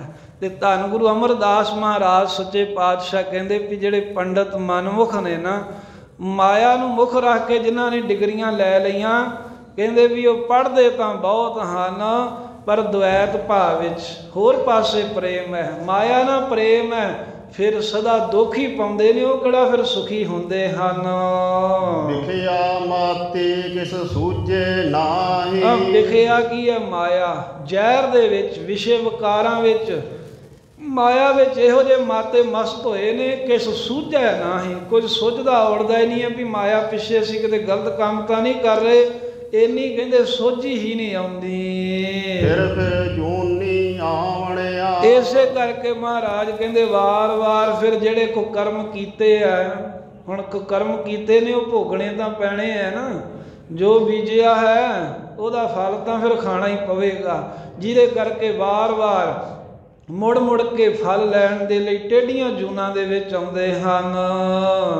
ਵਾਰੀ ਜੀਓ ਵਾਰੀ। ਫਿਰ ਪੰਡਤ ਕਹਿਣ ਲੱਗੇ ਮਹਾਰਾਜ ਤੁਸੀਂ ਆਪਣਾ ਸਿਧਾਂਤ ਦੱਸੋ, ਫਿਰ ਜੇ ਤੁਸੀਂ ਇਹ ਕੇਵਲ ਵਿਦਿਆ ਨੂੰ ਕੁਝ ਨਹੀਂ ਮੰਨਦੇ, ਕਿਉਂਕਿ ਮਹਾਰਾਜ ਕਹਿੰਦੇ ਅਸੀਂ ਨਹੀਂ ਮੰਨਦੇ ਵੀ ਜੇ ਕੋਈ ਆਖੇ ਮੈਂ ਪੜ੍ਹਿਆ ਤੇ ਉਹ ਸਿਆਣਾ ਹੀ ਹੋਏਗਾ, ਪੜ੍ਹਿਆ ਕੀ ਭਾਵਨਾ ਲੈ ਕੇ ਆ ਇਹ ਅਸੀਂ ਮੰਨਦੇ ਹਾਂ। ਤੇ ਫਿਰ ਮਹਾਰਾਜ ਆਪਣਾ ਸਿਧਾਂਤ ਤੁਹਾਡਾ ਕੀ ਹੈ, ਤੁਸੀਂ ਕਿਹਨੂੰ ਮੰਨਦੇ ਹੋ, ਕਿਹਨੂੰ ਚੰਗਾ ਸਮਝਦੇ ਹੋ? ਤਾਂ ਤੀਸਰੇ ਪਾਤਸ਼ਾਹ ਕਹਿੰਦੇ ਹਉ ਵਾਰੀ, ਜਿਨ੍ਹਾਂ ਨੇ ਹਉਮੈ ਵਾਰਤੀ ਅਸੀਂ ਉਹਨਾਂ ਤੋਂ ਕੁਰਬਾਨ, ਜਾਂ ਉਹਨਾਂ ਤੋਂ ਅਸੀਂ ਸਰੀਰ ਕਰਕੇ ਸਦਕੇ, ਉਹਨਾਂ ਤੋਂ ਮਨ ਕਰਕੇ ਕੁਰਬਾਨ ਹਾਂ। ਹਉਮੈ ਮਾਰ ਮਿਲਾਵਣਿਆ। ਜਿਹੜੇ ਆਪਣੇ ਅੰਦਰੋਂ ਹਉਮੈ ਨੂੰ ਮਾਰ ਲੈਂਦੇ ਨੇ, ਹਉਮੈ ਨੂੰ ਦੂਰ ਕਰਕੇ, ਹੰਗਤਾ ਮਮਤਾ ਨੂੰ ਦੂਰ ਕਰਕੇ ਤੇ ਆਪਣੇ ਆਪ ਨੂੰ ਵਾਹਿਗੁਰੂ ਦੇ ਨਾਲ ਮਿਲਾਵਣਿਆ, ਮਿਲਾਉਣ ਵਾਲੇ ਬਣੇ ਨੇ, ਪਰਮੇਸ਼ਰ ਦੇ ਨਾਲ ਮਿਲ ਜਾਂਦੇ ਹਨ। ਗੁਰ ਸੇਵਾ ਤੇ ਹਰ ਮਨ ਵਸਿਆ। ਗੁਰ ਸੇਵਾ ਤੇ ਕਹਿੰਦੇ ਗੁਰੂ ਦੀ ਸੇਵਾ ਕਰਨੀ ਹੈ, ਇਹੀ ਸਭ ਤੋਂ ਉੱਤਮ ਹੈ। ਗੁਰੂ ਸਾਹਿਬ ਜੀ ਦੀ ਸੇਵਾ ਕਿਵੇਂ ਕਰਨੀ? ਆਪ ਗਵਾਏ ਸੇਵਾ ਕਰੇ। ਸੇਵਾ ਕਰਦਿਆਂ ਕਰਦਿਆਂ ਜਿਨ੍ਹਾਂ ਨੇ ਆਪਾ ਭਾਵ ਗਵਾ ਦਿੱਤਾ ਹੈ, ਸੇਵਾ ਗੁਰੂ ਸਾਹਿਬ ਦੀ ਜਿਨ੍ਹਾਂ ਨੇ ਕੀਤੀ ਹੈ, ਉਹਨਾਂ ਦੇ ਮਹਾਰਾਜ ਪ੍ਰਸੰਨ ਹੋਏ ਨੇ। ਕੀ ਕਿਰਪਾ ਕੀਤੀ? ਹਰ ਮਨ ਵਸਿਆ, ਹਰੀ ਪਰਮੇਸ਼ਰ ਉਹਨਾਂ ਦੇ ਹਿਰਦੇ ਦੇ ਵਿੱਚ ਵਸ ਗਿਆ ਹੈ, ਜਿਨ੍ਹਾਂ ਨੇ ਗੁਰਾਂ ਦੀ ਸੇਵਾ ਕੀਤੀ ਹੈ। ਹਰ ਰਸ ਸਹਿਜ ਪਿਆਵਣਿਆ। ਪੀ ਆਵਣਿਆ, ਬਿਹਾਰੀ ਤੇ ਸਿਹਾਰੀ ਦਾ ਇਹ ਫਰਕ ਹੋ ਜਾਂਦਾ, ਬੜੀ ਸੂਖਮ ਗੱਲ ਹੁੰਦੀ ਹੈ। ਹਰ ਰਸ ਸਹਿਜ ਪੀ ਆਵਣਿਆ, ਮਹਾਰਾਜ ਕਹਿੰਦੇ ਵੀ ਉਹ ਹਰੀ ਦਾ ਜੋ ਨਾਮ ਦਾ ਰਸ ਹੈ, ਉਹ ਰਸ ਦੇ ਵਿੱਚੋਂ ਜਿਹੜਾ ਆਨੰਦ ਆਉਂਦਾ ਹੈ ਨਾ, ਸਹਿਜ ਸਹਿਜੇ ਹੀ ਆਪ ਪੀਂਦੇ ਹਨ ਤੇ ਹੋਰਾਂ ਨੂੰ ਪਿਆਉਂਦੇ ਨੇ। ਭਾਵ ਨਾਮ ਦਾ ਆਨੰਦ ਆਪ ਮਾਣਦੇ ਨੇ ਤੇ ਹੋਰਾਂ ਨੂੰ ਵੀ ਆਨੰਦਿਤ ਕਰਦੇ ਹਨ। ਵਿਸ਼ਰਾਮ ਦੇ ਕੇ ਸਤਿਗੁਰੂ ਜੀ ਬਖਸ਼ਿਸ਼ ਕਰਦੇ, ਅਸਥਾਈ ਕਹਿੰਦੇ ਹਨ ਤੀਸਰੇ ਪਾਤਸ਼ਾਹ। ਵੈਦ ਪੜ੍ਹੇ ਹਰ ਰਸ ਨਹੀਂ ਆਇਆ। ਵੇਦ ਪੜ੍ਹੈ ਹਰ ਰਸ ਨਹੀਂ ਆਇਆ। ਧੰਨ ਗੁਰੂ ਅਮਰਦਾਸ ਸਾਹਿਬ ਜੀ ਕਹਿੰਦੇ ਵੀ ਵੇਦਾਂ ਨੂੰ ਤਾਂ ਪੜ੍ਹ ਲਿਆ ਹੈ ਮਨਮੁਖ ਨੇ। ਇਥੇ ਵੇਦ ਤੋਂ ਇਕੱਲਾ ਉਹ ਨਹੀਂ ਜਾਣਾ ਵੀ ਜਿਹੜੇ 4 ਵੇਦ ਨੇ, ਵੇਦ ਨਾਮ ਗਿਆਨ ਦਾ ਹੈ, ਵੀ ਗਿਆਨ ਦੀ ਪੜ੍ਹਾਈ ਬਹੁਤ ਕੀਤੀ, ਬਹੁਤ ਪੜ੍ਹਿਆ। ਕਹਿੰਦੇ ਇਹਨੂੰ ਬਹੁਤ ਗਿਆਨ ਹੈ, ਵੀ ਜਿਹੜੀ ਗੱਲ ਪੁੱਛੋ ਉਹੀ ਦੱਸ ਦਿੰਦਾ, ਜਿਹੜੀ ਭਾਸ਼ਾ ਜਾਖੋ ਉਸੇ ਜੀ ਜਵਾਬ ਦੇ ਦਿੰਦਾ, ਜਿਹੜੇ ਦੇਸ਼ ਬਾਰੇ ਪੁੱਛੋ ਉਹੀ ਦੱਸ ਦਿੰਦਾ ਹੈ। ਇਹ ਗਿਆਨ ਹੈ। ਮਹਾਰਾਜ ਕਹਿੰਦੇ ਵੀ ਵੇਦ ਪੜ੍ਹੈ, ਗਿਆਨ ਨਾਲ ਸੰਬੰਧਿਤ ਤੇ ਬਹੁਤ ਕਿਤਾਬਾਂ ਪੜ੍ਹੀਆਂ, ਬੜੇ ਗ੍ਰੰਥ ਪੜ੍ਹੇ, ਪਰ ਅਫਸੋਸ ਹਰ ਰਸ ਨਹੀਂ ਆਇਆ। ਉਹਨਾਂ ਨੂੰ ਪੜ੍ਹ ਕੇ ਹਰੀ ਪਰਮੇਸ਼ਰ ਦਾ ਰਸ ਆਨੰਦ ਪ੍ਰਾਪਤ ਨਹੀਂ ਹੋਇਆ। ਪੜ੍ਹਾਈਆਂ ਐਸੀਆਂ ਕਰਦਾ ਗਿਆ ਵੀ ਬਾਰ-ਬਾਰ ਹੀ ਜੁੜਦਾ ਗਿਆ, ਬਾਰ ਹੀ ਬਾਰ, ਪਰ ਅੰਦਰ ਨੂੰ ਗਿਆ ਹੀ ਨਹੀਂ। ਰਸ ਹੋਣਾ ਸੀ ਜਦੋਂ ਅੰਦਰ ਨੂੰ ਜਾਣਾ ਸੀ, ਜਦੋਂ ਮਾਲਕ ਵੱਲ ਧਿਆਨ ਲਾਉਣਾ ਸੀ। ਗਿਆਨ ਦੀਆਂ ਗੱਲਾਂ ਤਾਂ ਬਹੁਤ ਕਰਦੇ ਨੇ, ਗਿਆਨ ਦੇ ਗ੍ਰੰਥ ਤਾਂ ਵਿਦਵਾਨ ਬੜੇ ਬੜੇ ਨੇ, ਫਿਲਾਸਫਰ ਨੇ ਜਿਹੜੇ ਪੜ੍ਹਦੇ ਹਨ, ਪਰ ਹਰੀ ਦਾ ਰਸ ਉਹਨਾਂ ਨੂੰ ਨਹੀਂ ਆਇਆ, ਨਾਮ ਜਪਣ ਦੀ ਭਾਵਨਾ ਪੈਦਾ ਨਹੀਂ ਹੋਈ। ਵਾਦ ਵਖਾਣੇ ਮੋਹੇ ਮਾਇਆ। ਬਸ ਬਾਦ ਝਗੜੇ ਦੀਆਂ ਹੀ ਵਖਾਣੇ ਵਖਿਆਣ ਕਰਦੇ, ਝਗੜੇ ਦੀਆਂ ਗੱਲਾਂ ਕਰਦੇ ਨੇ। ਕਿਉਂ? ਮਾਇਆ ਨੇ ਮੋਹੇ ਹੋਏ ਨੇ, ਬਹਿਸ ਕਰਦੇ ਨੇ। ਕਹਿੰਦੇ ਆ ਮੇਰੇ ਨਾਲ ਚਰਚਾ ਕਰ, ਇੱਕ ਦੂਜੇ ਨੂੰ ਚੈਲੰਜ ਕਰਦੇ ਨੇ, ਕਹਿੰਦੇ ਮੇਰੇ ਨਾਲ ਡਿਬੇਟ ਕਰ ਲਓ। ਅੱਜ ਦੀ ਬੋਲੀ 'ਚ ਕਹਿੰਦੇ ਡਿਬੇਟ ਕਰਨੀ, ਪਹਿਲਾਂ ਕਹਿੰਦੇ ਸੀ ਚਰਚਾ ਕਰਨੀ। ਕਹਿੰਦੇ ਮੇਰੇ ਨਾਲ ਕੋਈ ਡਿਬੇਟ ਕਰ ਲਵੋ, ਮੈਨੂੰ ਕੋਈ ਹਰਾ ਨਹੀਂ ਸਕਦਾ। ਇੰਨੀ ਵਿੱਦਿਆ ਸਿਰ ਚੜ੍ਹ ਕੇ ਬੋਲਦੀ ਹੈ। ਫਲਾਨਾ ਡਿਬੇਟ ਕਰ ਲਏ, ਫਲਾਨਾ। ਆਪਸ ਵਿੱਚ ਵਿਦਵਾਨ ਵੱਡੇ ਵੱਡੇ ਕਹਾਉਂਦੇ, ਬੈਠੇ ਹੁੰਦੇ ਨੇ, ਇੱਕ ਦੂਸਰੇ ਨੂੰ ਝੂਠਿਆਂ ਕਰਦੇ, ਆਪਣੀ ਗੱਲ ਸਿੱਧ ਕਰਦੇ ਨੇ। ਵਾਦ ਦੀ ਪੜ੍ਹਾਈ ਉਹ ਹੁੰਦੀ ਹੈ ਵੀ ਆਪਣਾ ਪ੍ਰਯੋਜਨ ਸਿੱਧ ਕਰਨਾ, ਭਾਵੇਂ ਵਲਛਲ ਕਰੇ, ਤੇ ਦੂਸਰੇ ਦੀ ਗੱਲ ਨੂੰ ਕੱਟਣਾ, ਭਾਵੇਂ ਉਹਦੀ ਸਹੀ ਵੀ ਹੋਵੇ। ਇਹਨੂੰ ਕਹਿੰਦੇ ਨੇ ਵਿਦਵਾਨਾਂ ਦਾ ਵਾਦ। ਤੇ ਜਿਹੜੇ ਵਿਦਵਾਨ ਹੁੰਦੇ ਨੇ ਨਾ, ਇਹੀ ਪਵਾੜੇ ਦੀ ਜੜ ਹੁੰਦੇ ਸਾਧ ਸੰਗਤ। ਕਦੀ ਵੀ ਵਿਦਵਾਨਾਂ ਪਿੱਛੇ ਨਹੀਂ ਲੱਗਣਾ ਚਾਹੀਦਾ। ਹਮੇਸ਼ਾ ਗੁਰੂ ਮਹਾਰਾਜ ਸਾਹਿਬ 'ਤੇ ਭਰੋਸਾ ਰੱਖੇ। ਵਿਦਵਾਨ ਭਾਵੇਂ ਕਿਸੇ ਵੀ ਧਰਮ ਦੇ ਨੇ, ਇਹਨਾਂ ਨੂੰ ਆਪਣੀ ਹਉਮੈ ਵੀ ਨਾਲ ਹੁੰਦੀ ਹੈ ਵੀ ਅਸੀਂ ਆਪਣੀ ਵੀ ਗੱਲ ਮਨਾਈਏ, ਵੀ ਸਾਡੇ ਵੀ ਮਗਰ ਫਾਲੋਅਰ ਬਣਨ, ਵੀ ਇਹ ਬਹੁਤ ਵੱਡਾ ਵਿਦਵਾਨ ਹੈ। ਸਾਹਿਬ ਜੀ ਕਹਿੰਦੇ ਵੀ ਜਿਹੜੇ ਪੜ੍ਹ ਲਿਖ ਜਾਂਦੇ ਨੇ, ਬਹੁਤਾ ਦੇ ਨਾਮ ਨਹੀਂ ਜਪਦੇ, ਉਹ ਵਾਦ ਝਗੜੇ ਦੀਆਂ ਗੱਲਾਂ ਬਹੁਤੀਆਂ ਕਰਦੇ ਨੇ, ਕਿਉਂਕਿ ਮਾਇਆ ਨੇ ਉਹਨਾਂ ਨੂੰ ਮੋਹਿਆ ਹੋਇਆ ਹੈ। ਅਗਿਆਨ ਮਤੀ ਸਦਾ ਅੰਧਿਆਰਾ। ਅਗਿਆਨ ਮਤੀ ਸਦਾ ਅੰਧਿਆਰਾ। ਕਾਹਦੇ ਵਾਸਤੇ ਉਹ ਝਗੜਾ ਕਰਦੇ ਨੇ? ਕਿਉਂਕਿ ਅਗਿਆਨ ਮਤੀ, ਉਹਨਾਂ ਦੀ ਮਤ ਨੂੰ ਅਗਿਆਨਤਾ ਹੈ। ਅਗਿਆਨਤਾ ਦਾ ਹਨੇਰਾ ਸਦਾ ਹੀ ਉਹਨਾਂ ਦੇ ਆਲੇ ਦੁਆਲੇ, ਅਗਿਆਨਤਾ ਵਾਲੀ ਅਕਲ ਹੋਣ ਕਰਕੇ ਉਹਨਾਂ ਨੂੰ ਸਦਾ ਹਨੇਰਾ ਬਣਿਆ ਰਹਿੰਦਾ। ਹਨੇਰੇ 'ਚ ਨਹੀਂ ਨਾ ਕੁਝ ਦਿਖਦਾ। ਹਨੇਰੇ ਦੇ ਵਿੱਚ ਕਮਰੇ 'ਚ ਪਈਆਂ ਚੀਜ਼ਾਂ ਨਹੀਂ ਦਿਖਦੀਆਂ। ਹਨੇਰਾ ਹੋਵੇ ਪਤਾ ਹੀ ਨਹੀਂ ਲੱਗਦਾ। ਬੰਦਾ ਠੇਡੇ ਖਾਂਦਾ, ਪਤਾ ਲੱਗਦਾ ਕਿੱਥੇ ਠੇਡਾ ਲੱਗ ਜਾਣਾ, ਕਿੱਥੇ ਡਿੱਗ ਜਾਣਾ।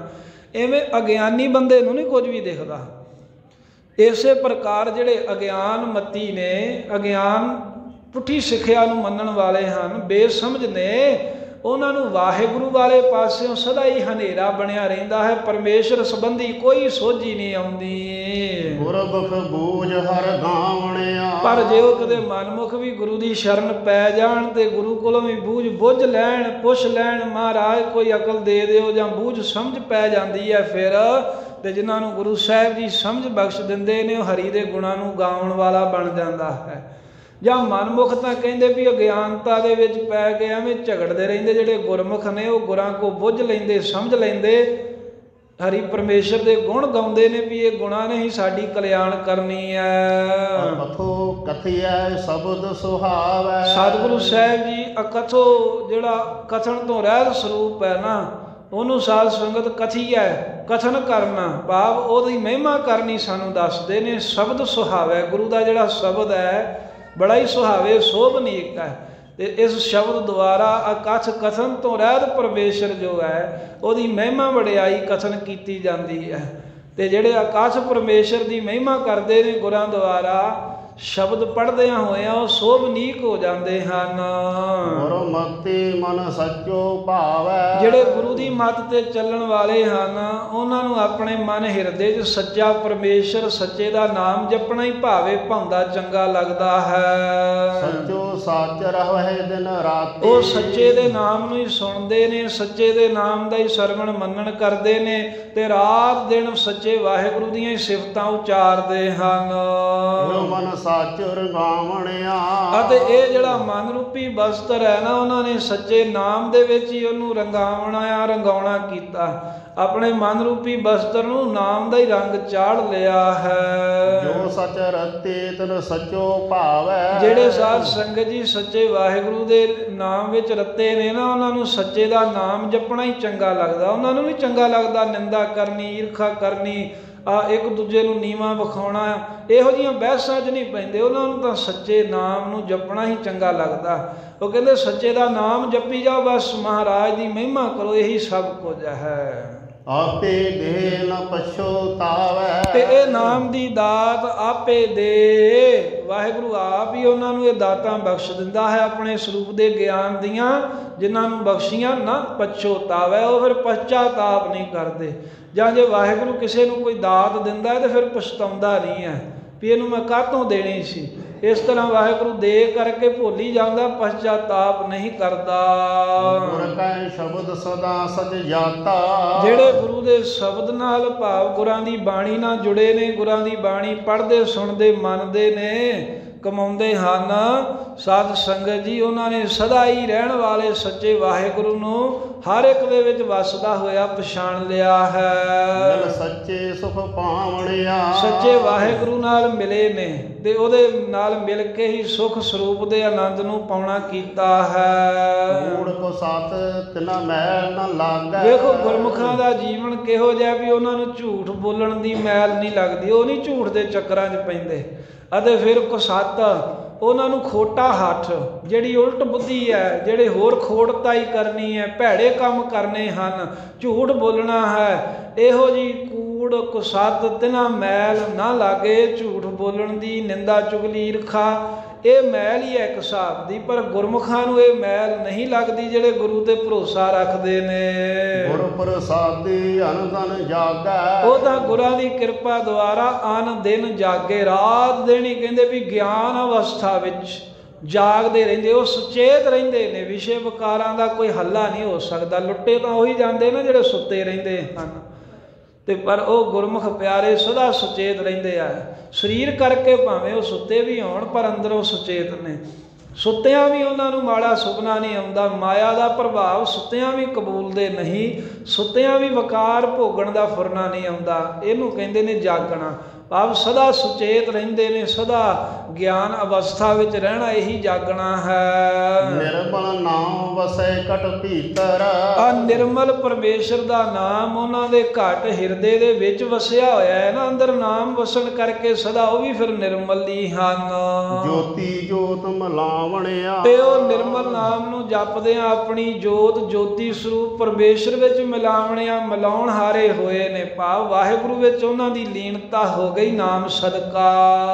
ਤ੍ਰੈ ਗੁਣ ਪੜ੍ਹੈ ਹਰ ਤਤ ਨ ਜਾਣ ਹੈ, ਤ੍ਰੈ ਗੁਣ ਪੜ੍ਹੈ ਹਰ ਤਤ ਨਾ ਜਾਣ ਹੈ। ਜਿਹੜੇ ਮਨਮੁਖ ਨੇ ਨਾ, ਮਹਾਰਾਜ ਕਹਿੰਦੇ ਇਹ ਤ੍ਰੈ ਗੁਣ, ਤਿੰਨਾਂ ਗੁਣਾਂ ਦੀ ਪੜ੍ਹਾਈ ਹੀ ਪੜ੍ਹਦੇ ਹਨ ਕੇਵਲ। ਪਰ ਹਰੀ ਜਿਹੜਾ ਤਤ ਸਰੂਪ ਹੈ, ਉਸ ਦੀ ਪ੍ਰਾਪਤੀ ਦਾ ਸਿਧਾਂਤ ਉਹ ਜਾਣਦੇ ਨਹੀਂ। ਤਤ ਨਾਮ ਹੁੰਦਾ ਹੈ ਮੂਲ ਦਾ। ਮੂਲ ਕਿਸੇ ਵੀ ਦਰਖਤ ਦੀਆਂ ਜਿਹੜੀਆਂ ਜੜ੍ਹਾਂ ਹੁੰਦੀਆਂ ਨੇ ਨਾ, ਉਹਨੂੰ ਮੂਲ ਕਹਿੰਦੇ ਆ, ਮੁੱਢ ਜੜ੍ਹ। ਇਹ ਸੰਸਾਰ ਜਿਹੜਾ ਇਹ ਤਾਂ ਦਿਖਦਾ ਹੈ ਸਾਰਿਆਂ ਨੂੰ, ਪਰ ਇਹਦਾ ਜਿਹੜਾ ਮੂਲ ਹੈ, ਜਿਹਦੇ ਆਸਰੇ ਸੰਸਾਰ ਬਣਿਆ, ਉਹ ਹੈ ਹਰੀ। ਕਹਿੰਦੇ ਉਹ ਤਤ ਰੂਪ ਹਰੀ ਨੂੰ ਨਹੀਂ ਜਾਣਦੇ, ਪਰਮੇਸ਼ਰ ਨਾਲ ਨਹੀਂ ਜੁੜਦੇ। ਪਰ ਇਹ ਸੰਸਾਰ ਦਾ ਵਿਸਥਾਰ ਜਿਹੜਾ, ਇਹਦੇ ਵਿੱਚ ਤਿੰਨਾਂ ਗੁਣਾਂ ਦੀ, ਰਜੋ ਤਮੋ ਸਤੋ, ਇਹਨਾਂ ਤਿੰਨਾਂ ਗੁਣਾਂ ਦੀ ਮਾਇਆ ਖਾਤਰ ਪੜ੍ਹਾਈ ਤਾਂ ਬੜੀ ਪੜ੍ਹੀ ਹੈ, ਪਰ ਵਾਹਿਗੁਰੂ ਨੂੰ ਮਿਲਣਾ, ਵਾਹਿਗੁਰੂ ਤੇ ਭਰੋਸਾ ਰੱਖਣਾ ਨਹੀਂ ਜਾਣਦੇ। ਮੂਲੋਂ ਭਲੇ ਗੁਰ ਸ਼ਬਦ ਨਾ ਪਛਾਣੇ, ਮੂਲੋਂ ਭੁੱਲੇ ਗੁਰ ਸ਼ਬਦ ਨਾ ਪਛਾਣ ਹੈ। ਕਾਰਨ ਹੈ ਵੀ ਉਹ ਮੂਲੋਂ ਉੱਕਾ ਹੀ, ਮੁੱਢ ਤੋਂ ਹੀ ਕਹਿੰਦੇ ਭੁੱਲੇ ਹੋਏ ਨੇ। ਮੂਲ ਰੂਪ ਵਾਹਿਗੁਰੂ ਤੋਂ ਬਿਲਕੁਲ ਹੀ ਭੁੱਲੇ, ਅਣਜਾਣ ਹਨ। ਅਣਜਾਣ ਕਿਉਂ ਨੇ? ਗੁਰ ਸ਼ਬਦ ਨਾ ਪਛਾਣੇ। ਗੁਰੂ ਦੇ ਸ਼ਬਦ ਦੀ ਕਮਾਈ ਨਹੀਂ ਕਰਦੇ, ਗੁਰੂ ਦੇ ਸ਼ਬਦ ਦੁਆਰਾ ਵਾਹਿਗੁਰੂ ਨੂੰ ਸਰਬ ਕਾ ਰੂਪ ਕਰਕੇ ਨਹੀਂ ਪਛਾਣਦੇ। ਮੋਹ ਵਿਆਪੇ ਕਿਸ ਸੂਝੇ ਨਾਹੀ, ਮੋਹ ਵਿਆਪੇ ਕਿਸ ਸੂਝੈ ਨਾਹੀ। ਮਹਾਰਾਜ ਜੀ ਕਹਿੰਦੇ ਵੀ ਉਹ ਜੋ ਵੱਡੇ ਪੜਾਕੂ ਮਾਇਆ ਕਰਕੇ ਪੜ੍ਹਦੇ ਨੇ, ਉਹ ਮਾਇਆ ਦੇ ਮੋਹ ਵਿੱਚ ਹੀ ਵਿਆਪੇ ਨੇ। ਮਾਇਆ ਨੇ ਉਹ ਐਵੇਂ ਸਮਝ ਲਓ ਵੀ ਉਹਨਾਂ ਦੀ ਧੌਣ ਤੇ ਗੋਡਾ ਰੱਖਿਆ ਹੋਇਆ ਹੈ, ਤੇ ਮੋਹ ਵਿੱਚ ਵਿਆਪੇ ਹੋਏ ਕਿਸ ਸੂਝੈ ਨਾਹੀ। ਉਹਨਾਂ ਨੂੰ ਕੁਝ ਵੀ ਆਪਣਾ ਸਰੂਪ ਪਰਮੇਸ਼ਰ ਦੀ ਜੋਤ ਦੀ ਸੂਝ ਸਮਝ ਹੀ ਨਹੀਂ ਪੈਂਦੀ, ਗਿਆਨ ਹੀ ਨਹੀਂ ਹੁੰਦਾ। ਗੁਰ ਸ਼ਬਦੀ ਹਰ ਪਾਵਣਿਆ, ਤਾਂ ਜਿਹੜੇ ਗੁਰੂ ਦੇ ਸ਼ਬਦ ਦੀ ਕਮਾਈ ਕਰਦੇ ਨੇ, ਉਹਨਾਂ ਨੇ ਹਰੀ ਵਾਹਿਗੁਰੂ ਨੂੰ ਪਾਉਣਾ ਕੀਤਾ, ਪ੍ਰਾਪਤ ਕਰ ਲਿਆ ਹੈ। ਵੈਦ ਪਕਾਰੇ ਤ੍ਰਹਿ ਬਦ ਮਾਇਆ, ਵੈਦ ਨਹੀਂ ਆ, ਵੇਦ ਆ। ਵੈਦ ਪਕਾਰੇ ਤ੍ਰਹਿ ਬਦ ਮਾਇਆ, ਵੇਦ ਪੁਕਾਰੈ ਤ੍ਰਿਵਿਧ ਮਾਇਆ। ਕਹਿੰਦੇ ਜਿਹੜੇ ਵੇਦ ਨੇ ਸਾਹਿਬ, ਕਹਿੰਦੇ ਤਾਂ ਇਹੀ ਪੁਕਾਰ ਕੇ ਕਹਿੰਦੇ ਨੇ, ਜੋ ਤ੍ਰਿਵਿਧ ਤਿੰਨ ਗੁਣੀ ਜਿਹੜੀ ਮਾਇਆ ਬਾਰੇ ਹੀ ਕਹਿੰਦੇ ਹਨ। ਤ੍ਰੈ ਗੁਣ ਵਿਦਿਆ ਵਿਸ਼, ਜਿਹੜੀ ਤਿੰਨ ਗੁਣ ਨੇ ਨਾ ਜਿਹੜੇ ਵੇਦ ਹਨ, ਇਹਨਾਂ ਦਾ ਤ੍ਰੈ ਗੁਣ ਵੇਦ ਵਿਸ਼ ਜਿਹੜੇ ਹਨ, ਇਹਨਾਂ ਦਾ ਵਿਸ਼ਾ ਹੈ ਤਿੰਨ ਗੁਣ। ਇਹ ਗੱਲ ਇੱਕ ਤਾਂ ਹੁੰਦਾ ਨਾ ਕੋਈ ਅਨਮਤੀਆ ਕਹੇ। ਕ੍ਰਿਸ਼ਨ ਜੀ ਨੇ ਜਦੋਂ ਜੰਗ ਹੁੰਦੇ ਸਮੇਂ ਅਰਜਨ ਨੂੰ ਉਪਦੇਸ਼ ਦਿੱਤਾ, ਗੀਤਾ ਦੇ ਦੂਜੇ ਅਧਿਆਏ ਦੇ 48ਵੇਂ ਅੰਕ ਵਿੱਚ ਲਿਖਿਆ ਹੈ ਵੀ ਇਹ ਅਰਜਨ, ਜਿਹੜੇ ਵੇਦ ਨੇ ਇਹਨਾਂ ਦੇ ਚੱਕਰਾਂ 'ਚ ਨਾ ਪਈਏ। ਤਾਂ ਤਿੰਨ ਗੁਣ ਜਿਹੜੇ ਹਨ ਉਹਨਾਂ ਦੀ ਹੀ ਵਿਆਖਿਆ ਕਰਦੇ ਨੇ। ਤੂੰ ਤਿੰਨਾਂ ਤੋਂ ਅੱਗੇ ਲੰਘਣਾ ਜੇ ਵਾਹਿਗੁਰੂ ਨੂੰ ਮਿਲਣਾ ਹੈ, ਕਿਉਂਕਿ ਜਿਹੜੇ ਵੇਦ ਨੇ ਇਹਨਾਂ ਦੇ ਵਿੱਚ ਇਹ ਜਿਹੜੇ ਧਾਰਮਿਕ ਗ੍ਰੰਥ ਨੇ 80,000 ਜਿਹੜੀਆਂ ਇਹਨਾਂ ਦੀਆਂ ਕਹਿੰਦੇ ਵੀ ਸ਼ਲੋਕ ਹਨ, ਉਹ ਤਾਂ ਕੇਵਲ ਕਰਮ ਕਾਂਡ ਬਾਰੇ ਹੀ ਨੇ, ਵੀ ਕਰਮ ਕਿਵੇਂ ਕਰਨਾ ਹੈ। 16,000 ਜਿਹੜੇ ਨੇ ਉਹ ਉਪਾਸਨਾ ਬਾਰੇ ਨੇ। ਉਪਾਸਨਾ ਵੀ ਨਾਨਾ ਤਰ੍ਹਾਂ ਦੀ, ਕਿਸੇ ਦੇਵੀ ਦੇਵਤੇ ਦੀ, ਕਿਸੇ ਪੱਥਰ ਦੀ। ਤੇ ਫਿਰ 4,000 ਗਿਆਨ ਸੰਬੰਧੀ ਹੈ। ਗਿਆਨ ਦੀ ਵੀ ਗੱਲ ਇੱਕ ਕਰਦੇ ਨੇ, ਉਹ ਤੋਂ ਅੱਗੇ ਕਹਿੰਦੇ ਹੋਰ ਹੀ ਹੋਰ ਪਾਸੇ ਤੁਰੇ ਫਿਰਦੇ ਨੇ। ਇਹ ਵੇਦ ਜਿਹੜੇ ਨੇ, ਵੇਦਾਂ ਦੀ ਪੜ੍ਹਾਈ ਦੁਨੀਆ ਦੀ, ਇਹ ਤਿੰਨ ਗੁਣਾਂ ਦੇ ਸਹਿਤ ਹੈ। ਗੁਰੂ ਗ੍ਰੰਥ ਸਾਹਿਬ ਦੇ ਵਿੱਚ ਤਿੰਨ ਗੁਣਾਂ ਤੋਂ ਉੱਪਰ ਦੀ ਹੀ ਗੱਲ ਹੈ ਸਾਰੀ। ਆਰੰਭ ਹੀ ਇੱਥੋਂ ਹੁੰਦਾ, ਇੱਕ ਓੰਕਾਰ ਤੋਂ। 3 ਗੁਣਾਂ ਤੋਂ ਉੱਪਰ, ਭਾਵ ਕਿ ਮਾਇਆ ਦੇ ਸੰਬੰਧੀ ਉਪਦੇਸ਼ ਹੀ ਨਹੀਂ ਮਹਾਰਾਜ ਨੇ ਦਿੱਤਾ। ਬਾਕੀ ਸਾਰੇ ਆਪਣੀਆਂ ਵਡਿਆਈਆਂ, ਮਾਇਆ ਉਹਦੇ ਸੰਬੰਧੀ ਉਪਦੇਸ਼ ਦਿੰਦੇ। ਉਹ ਤਾਂ ਪਰਾਲਬਧ ਹੈ, ਉਹ ਤਾਂ ਆਪੇ ਹੀ ਮਿਲੀ ਜਾਣੀ ਹੈ। ਜਿਹੜੀ ਚੀਜ਼ ਪਰਾਲਬਧ 'ਚ ਲਿਖੀ ਹੈ ਉਹਨੂੰ ਕੋਈ ਰੋਕ ਥੋੜ੍ਹਾ ਸਕਦਾ, ਉਹ ਤਾਂ ਮਿਲ ਕੇ ਹੀ ਰਹਿਣੀ ਹੈ ਜੋ ਪਰਾਲਬਧ ਲਿਖੀ ਗਈ ਹੈ। ਇਸ ਕਰਕੇ 3 ਗੁਣਾਂ ਦੀ ਪੜ੍ਹਾਈ ਹੀ ਵੇਦ ਪੁਕਾਰ ਕੇ ਕਹਿੰਦੇ ਹਨ। ਤੇ ਧੰਨ ਗੁਰੂ ਅਮਰਦਾਸ ਸਾਹਿਬ ਜੀ ਕਹਿੰਦੇ ਨੇ, ਵੇਦ ਪੁਕਾਰੈ ਤ੍ਰਿਵਿਧ ਮਾਇਆ, ਤ੍ਰਿਗੁਣੀ ਮਾਇਆ ਰਜੋ ਤਮੋ ਸਤੋ। ਇਹਨਾਂ ਦੀ ਹੀ ਵਿਆਖਿਆ ਜਿਹੜੀ ਹੈ ਕਰਮ ਉਪਾਸਨਾ ਗਿਆਨ, ਇਹਨਾਂ ਬਾਰੇ ਹੀ ਗੱਲਾਂ ਕਰਦੇ ਹਨ ਵੇਦ। ਮਨਮੁਖ ਨਾ ਬੂਝੈ ਦੂਜੈ ਭਾਏ। ਇਸੇ ਕਰਕੇ ਮਨਮੁਖ ਇਹ ਪੜ੍ਹਾਈਆਂ ਨੂੰ ਪੜ੍ਹ ਤਾਂ ਲੈਂਦੇ ਹਨ, ਪਰ ਪਰਮੇਸ਼ਰ ਦੇ ਸਰੂਪ ਨੂੰ, ਅਸਲੀਅਤ ਨੂੰ ਬੁੱਝਦੇ ਨਹੀਂ ਹਨ। ਅਸਲੀਅਤ ਨਹੀਂ ਬੁੱਝਦੇ, ਕਾਰਨ ਹੈ ਦੂਜੇ ਭਾਇਆ। ਉਹਨਾਂ ਦੇ ਅੰਦਰ ਦਵੈਤ ਭਾਵ ਹੈ, ਉਹਨਾਂ ਨੂੰ ਮਾਇਆ ਚੰਗੀ ਲੱਗਦੀ ਹੈ। ਤ੍ਰੈ ਗੁਣ ਪੜ੍ਹਾਏ ਹਰ ਏਕ ਨਾ ਜਹਾਨ ਹੈ। 3 ਗੁਣਾਂ ਵਾਲੀ ਪੜ੍ਹਾਈ ਤਾਂ ਬਥੇਰੀ ਪੜ੍ਹਦੇ ਹਨ, ਪਰ ਇੱਕ ਹਰੀ ਪਰਮੇਸ਼ਰ ਜਿਹੜਾ 3 ਗੁਣਾਂ ਤੋਂ ਉੱਪਰ ਹੈ ਉਹਨੂੰ ਨਹੀਂ ਕੋਈ ਵੀ ਜਾਣਦਾ। ਸਭ ਮਾਇਆ ਤੀਕਰ ਹੀ ਸੀਮਤ ਹੋਇਆ ਪਿਆ ਹੈ ਕਾਰਜ। ਬੁੱਝੇ ਦੁਖ ਪਾਵਣਿਆ।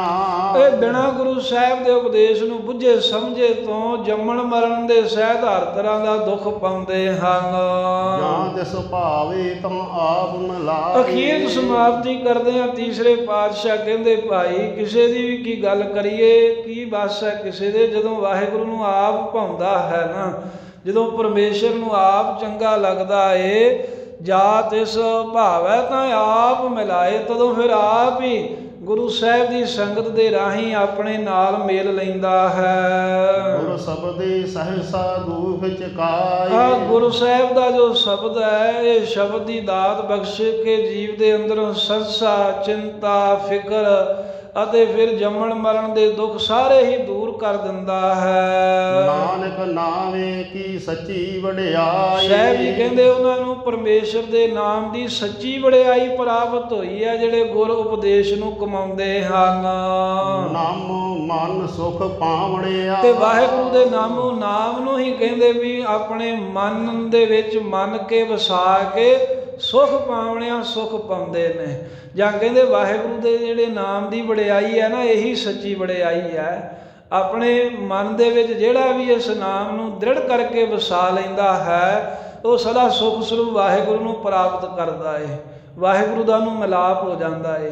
ਧੰਨ ਗੁਰੂ ਅਮਰਦਾਸ ਸਾਹਿਬ ਸੱਚੇ ਪਾਤਸ਼ਾਹ ਨੇ ਇਹ ਪਾਵਨ ਪਵਿੱਤਰ ਉਪਦੇਸ਼ ਦੇ ਵਿੱਚ ਇਹ ਦ੍ਰਿੜ ਕਰਾਇਆ ਏ ਵੀ ਪੜ੍ਹਾਈ ਕਰਨੀ ਨਹੀਂ ਮਾੜੀ, ਪਰ ਪੜ੍ਹਾਈ ਦੇ ਪਿੱਛੇ ਪ੍ਰਯੋਜਨ ਕੀ ਰੱਖਿਆ ਇਹ ਵੀ ਤਾਂ ਪਤਾ ਹੋਵੇ। ਜੇ ਪੜ੍ਹਾਈ ਦੇ ਪਿੱਛੇ ਪ੍ਰਯੋਜਨ ਕੇਵਲ ਆਪਣਾ ਨਿੱਜ ਸਵਾਰਥ ਹੀ ਹੈ, ਵਿਦਿਆ ਵਿਚਾਰੀ ਤਾਂ ਪਰਉਪਕਾਰੀ। ਕਹਿੰਦੇ ਵਿਦਿਆ ਪੜ੍ਹੀ ਤੇਰੀ ਦਾ ਪਤਾ ਤਾਂ ਲੱਗੇ ਜੇ ਤੂੰ ਪਰਉਪਕਾਰੀ ਹੋਵੇਂ। ਪਰ ਜੇ ਤੂੰ ਸਵਾਰਥੀ ਬਣ ਗਿਆ ਵੀ ਬਸ ਮੈਂ ਹੀ ਮੈਂ ਆ ਤੇ ਮੈਂ ਸਭ ਕੁਝ ਖਿੱਚ ਲਾਂ, ਫਿਰ ਤੇਰੀ ਵਿਦਿਆ ਪੜ੍ਹੀ ਵੀ ਕਿਸੇ ਕੰਮ ਨਹੀਂ ਆ। ਵਿਦਿਆ ਪੜ੍ਹ ਕੇ ਤੇ ਕੇਵਲ ਮਾਇਆ ਪ੍ਰਯੋਜਨ ਰੱਖਣੀ, ਕਿਸੇ ਦਾ ਭਲਾ ਨਾ ਸੋਚਣਾ ਤੇ ਨਾਮ ਨਾ ਜਪਣਾ, ਉਹਦਾ ਇਹ ਸ਼ਬਦ 'ਚ ਖੰਡਨ ਕੀਤਾ ਹੈ।